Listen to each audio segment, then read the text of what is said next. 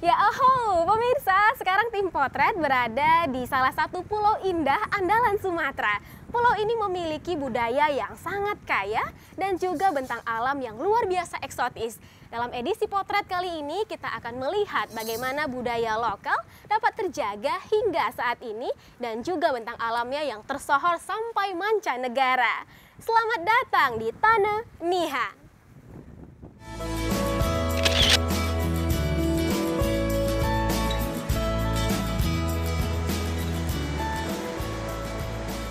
Nusa Indah Andalan Sumatera atau Nias memang selalu menarik perhatian, baik secara topografi maupun demografi. Maka perjalanan di pulau sekitar 5.600 km persegi dan dihuni oleh sekitar 700.000 jiwa ini akan kami mulai dari kota Gunung Sitoli. Dalam legenda yang dituturkan lewat tradisi Hoho atau lisan, masyarakat Nias berasal dari leluhur yang diturunkan dari langit. Namun jika ditinjau dari segi geologis, sejak pertama kali muncul dari permukaan laut, umur Pulau Nias sendiri tergolong cukup muda. Hal ini terbukti dari benda-benda bahari yang pernah ditemukan. Karena itu kuat dugaan bahwa leluhur orang Nias sesungguhnya datang dari seberang laut. Penelitian terbaru menyebut secara genetika suku leluhur Ononiha memiliki kemiripan dengan orang Taiwan.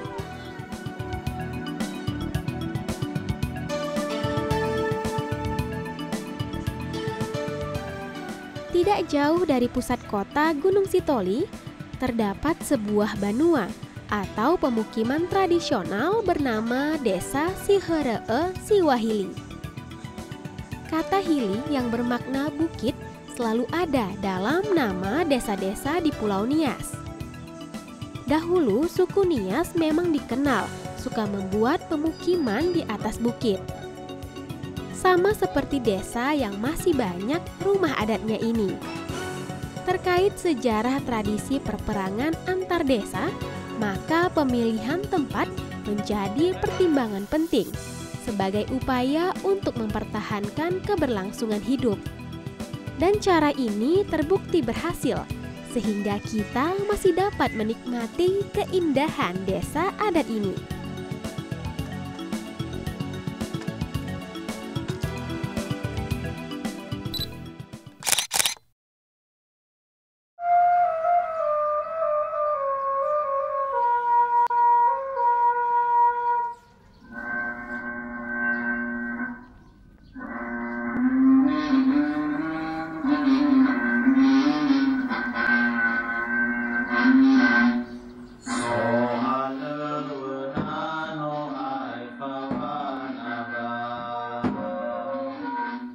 Budaya adalah kearifan, warisan para leluhur. Bertahan berabad-abad lamanya, menjadi norma dan adat istiadat. Namun kini banyak budaya yang tidak dapat bertahan akibat modernisasi. Keberadaan museum pun menjadi sebuah keharusan. Museum Pusaka Nias hadir untuk menjaga warisan leluhur Ononiha.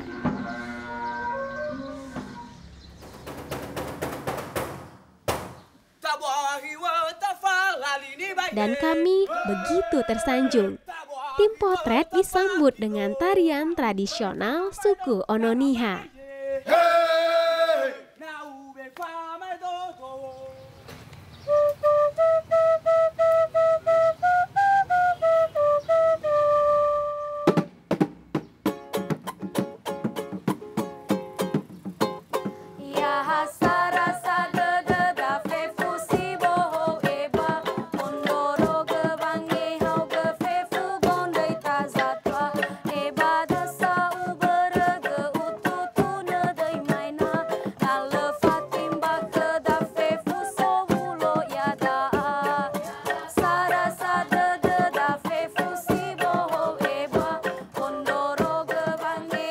Ritual tari sambutan ini bermakna bahwa kami telah diterima menjadi bagian dari keluarga. Pemakaian baju adat dalam tarian ini juga membuat kami kian terkesan, sebab terbuat dari akar dan kulit kayu. Pakaian inilah yang dahulunya digunakan oleh leluhur orang Niha.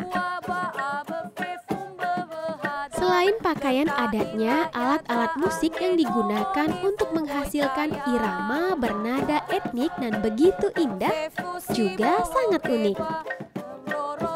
Sesungguhnya sebagian alat musik yang mereka gunakan ini telah punah. Namun pihak museum berusaha untuk mengembalikan kelestariannya.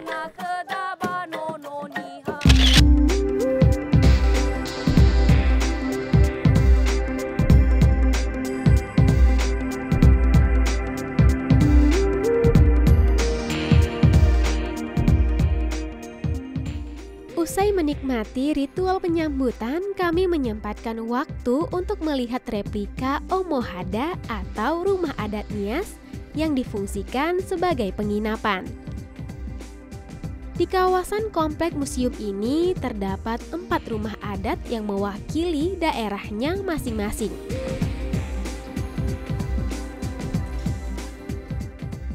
Di bagian paling depan terdapat rumah adat Laraga yang berasal dari Gunung Sitoli.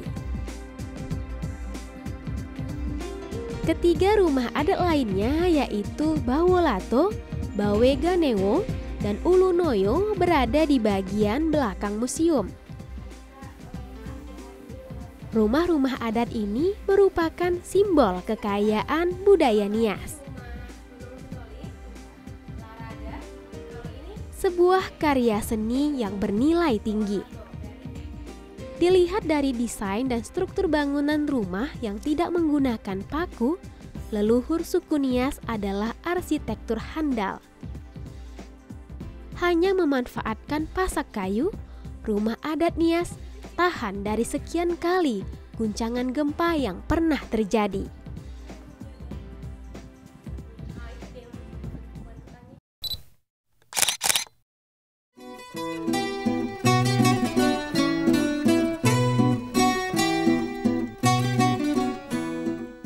Sejak berdiri tahun 1991, Museum Pusaka Nias secara konsisten mengembangkan pengetahuan, kearifan, dan nilai-nilai budaya Nias, bahkan yang sudah hilang sekalipun. Salah satunya adalah pembudidayaan sejumlah tanaman obat tradisional yang digunakan oleh leluhur Ononiha. Iya, halo. Sedang apa ini? Ini kita lagi panen temulawak. Temulawak? Mau dibuat apa? Nanti ini kita mau bikin temulawak instan. Ya. Maksudnya ramuan herbal begitu? Iya, ramuan herbal. Di sini ada proses pembuatannya? Ada Kak. Ini ramuan herbal artinya khas dari Nias, ini asli? Iya. Oh, baik. Iya. Sejak kapan Ibu di museum ini ada pembuatan ramuan herbal khas Nias? Iya, jadi kita buat herbal-herbal yang bentuk instan seperti ini sejak tahun 2008 sampai dengan sekarang. Kalau ide awalnya sih kita kan kalau di sini biasanya yang bikin itu yang kita ambil bentuk segarnya gitu kan, apakah itu diperas atau dipepes atau apa. Nah, tetapi seiring perkembangan orang-orang kan pengen yang praktis ya, supaya cepat dan bisa dibawa kemana-mana, maka kita buatlah dalam bentuk instan seperti ini, tentu dengan belajar dari orang-orang yang sudah lebih tahu gitu kan. Ya, jadi ini Kak Kumaria dapur untuk bikin herbalnya. Oke, di sini Ibu Iya, iya. Sejak dahulu kala sebelum teknologi ada, manusia memanfaatkan tumbuhan sebagai penyembuh segala penyakit. Kali ini kami beruntung sekali dapat melihat bagaimana keahlian meramu berbagai tanaman yang dahulunya digunakan oleh leluhur orang Nias untuk mengobati penyakit. Kayu manis atau kulit manis ya, sama serai. Jadi ini bahan-bahan yang kita gunakan untuk membuat jahe instan ini. Bahan utamanya adalah jahe. Ya, bahan utamanya adalah jahe. Cara membuatnya seperti apa? Nah, jadi cara membuatnya Hal yang pertama kali dilakukan adalah membersihkan jahe dan menyiapkan semua bahan pendamping seperti kayu manis, kapulaga, cengkeh, adas, dan serai.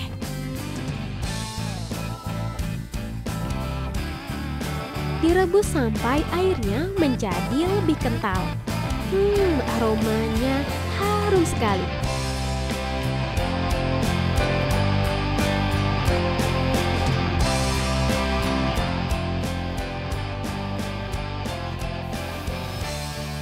Setelah disaring, air rebusan rempah pendamping ini dihaluskan bersama dengan bahan utama jahe.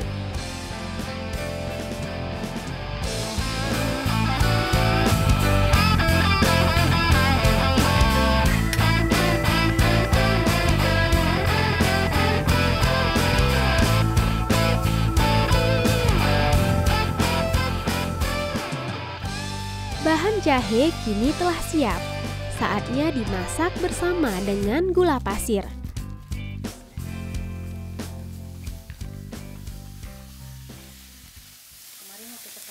Waktu yang dibutuhkan sampai ramuan mengkristal sekitar 1 jam. Sembari menunggu, kami ditemani dengan aroma yang begitu khas.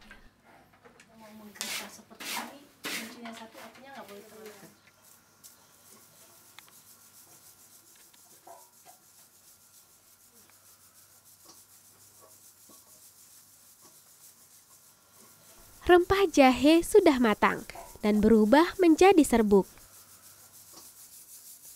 Bubuk jahe yang telah mengkristal ini harus disaring kembali untuk mendapatkan tekstur serbuk yang lebih halus.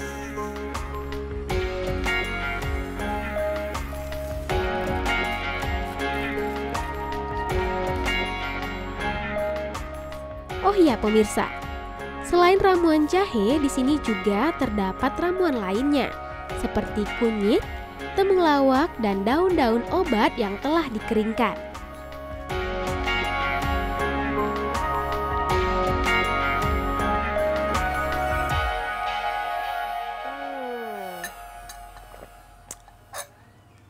segar. Kalau dikonsumsi dengan es bisa? Bisa ya. Oke pemirsa, kalau dalam keadaan panas mungkin barangkali kita bisa tambahkan sedikit es biar tambah segar gitu ya Bu. Tapi kalau malam hari hangat. Ini berfungsi untuk kita punya sakit tenggorokan, begitu sangat bagus, atau flu juga sangat bagus. Ya, dan pemirsa ini rasanya enak, segar, manis juga. Dan saya senang minum seperti ini karena apa? Kita tidak perlu sakit sedikit langsung ke dokter atau langsung minum obat-obat yang terbuat dari kimia. Ternyata nenek moyang kita sudah menyediakan resep ramuan herbal yang alami untuk kesehatan kita ya Ibu. Ini luar biasa pemirsa, enak sekali.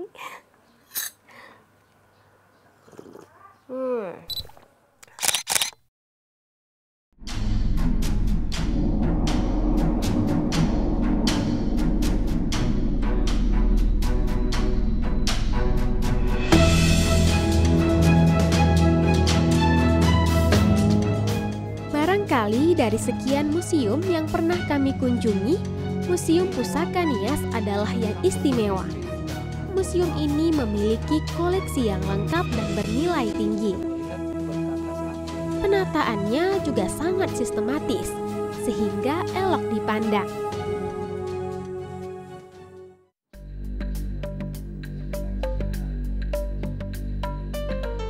Ini adalah Pavilion 4, menyimpan berbagai batu megalitikum hasil kebudayaan masyarakat Nias yang masih bertahan hingga saat ini. Sebelum masuknya agama, masyarakat di pulau ini menyembah roh leluhur yang diwujudkan dalam pahatan batu.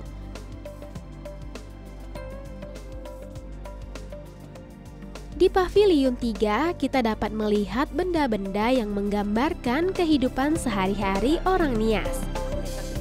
Di ruangan ini, kita seolah dapat membayangkan bagaimana kehidupan masyarakat Nias di masa lalu berlangsung. Seperti miniatur rumah adat, peralatan rumah tangga, kesenian, pertanian, perburuan, dan sebagainya.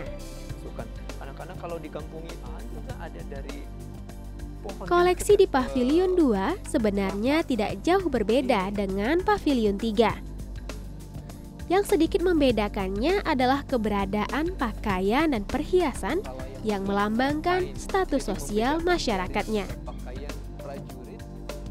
Selain itu, terdapat juga berbagai keramik yang menandakan adanya perdagangan internasional di pulau ini dahulunya.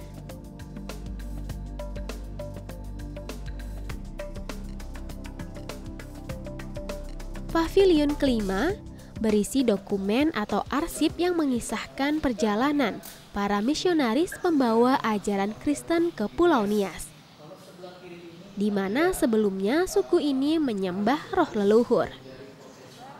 Para pastor. Ajaran Katolik pertama kali masuk ke pulau ini pada tahun 1832, dibawa oleh 2 orang pastor yang meninggal tak lama setelah mereka tiba. Pada tahun 1865, Gereja Protestan hadir mengisi kekosongan misi Gereja Katolik. Baru pada tahun 1939, Gereja Katolik masuk kembali dan melanjutkan misinya. Sejak saat itu, para misionaris Katolik datang silih berganti. Salah satunya adalah Pastor Johannes Maria Hammerle, yang sangat dikenal oleh masyarakat di Kepulauan Nias.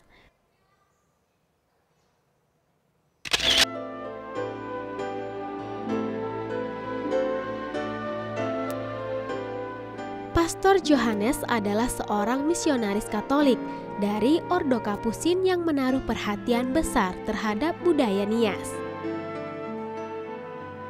Berlayar selama 4 minggu dari negeri asalnya, yaitu Jerman, Pastor menginjakkan kakinya untuk yang pertama kali di Tanah Niha pada tahun 1971.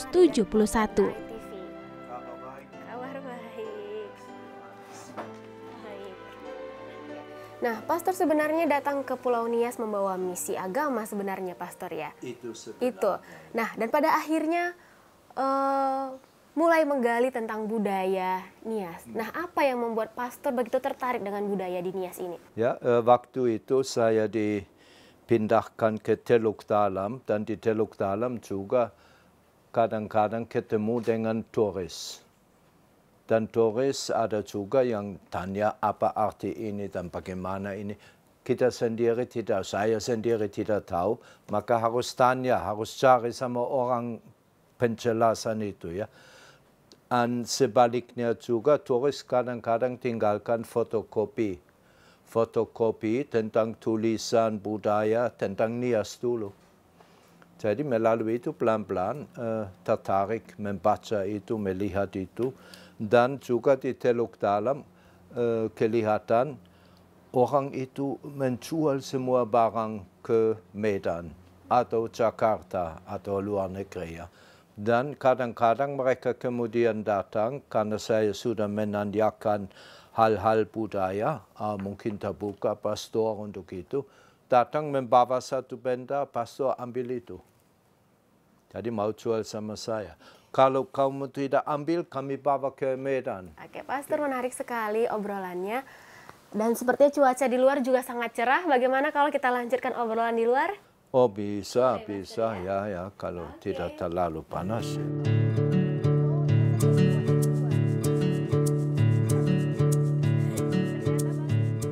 Pria yang lahir pada masa Perang Dunia Kedua, yaitu 9 Juli 1941 ini, sungguh membuat saya terkesan.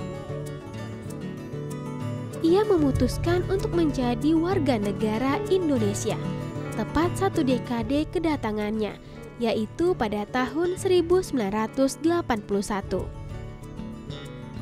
Tidak hanya mengumpulkan ribuan benda pusaka Nias, ia juga telah menulis sejumlah buku etnologis tentang manusia dan budaya Nias. Pastor, apa sih yang membuat Pastor merasa penting untuk melestarikan tradisi Nias? Bahkan tadi Pastor sempat bilang bahwa orang Nias sendiri bilang adat itu sudah tertinggal.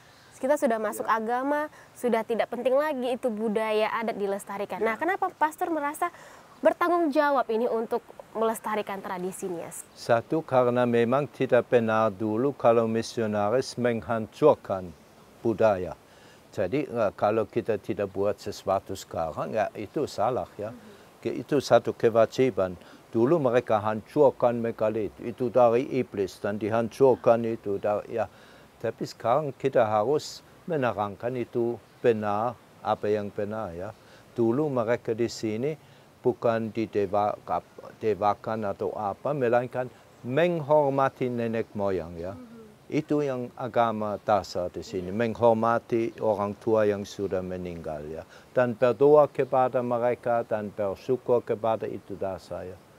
Dan apa yang mereka buat berkaitan dengan itu, budaya apa itu punya arti ya. Dan kita harus artikan itu sekarang ya. Jadi untuk itu kewajiban kita ya. Kemudian melestarikan, saya sangka seringkali saya juga lebih harus memberi ide dan dorongan dan orang sendiri yang mengerti itu melaksanakan itu ya.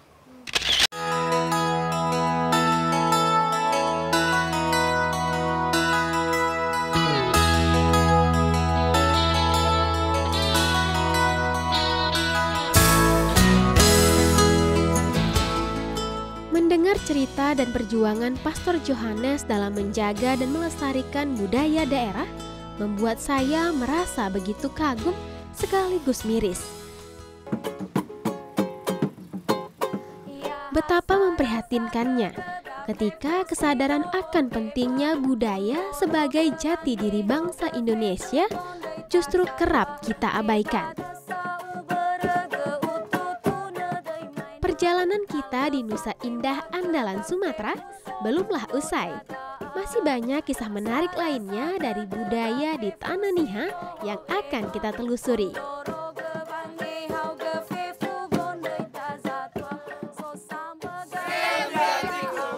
Sampai jumpa lagi dalam edisi potret selanjutnya. Selalu ingat, buka mata, hati, dan telinga. Karena ada banyak nilai berharga yang dapat menjadi potret bagi masa depan kita. Sampai jumpa.